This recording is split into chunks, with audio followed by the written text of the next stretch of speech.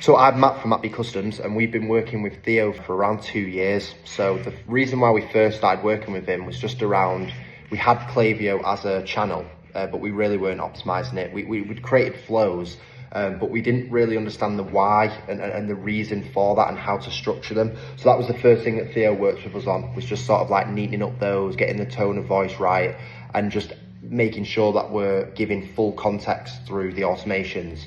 And that helped massively. Like, even if you look at the sales of those now, that has really paid dividends. We currently do around 30% of our revenue through email, and obviously when we first started, that was non-existent.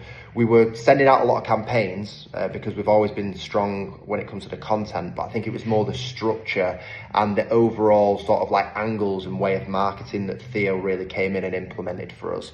And yeah, it's been a great experience with him. I think what we're looking at now is, because it's a constant evolution as it is, but the campaigns that we send out now are far more insightful than what we were doing beforehand. And then obviously the automations through the flows and stuff are just such a game changer. So yeah, it's been great working with him, continue to work with him, and yeah, very happy with the service and everything that he's done for us.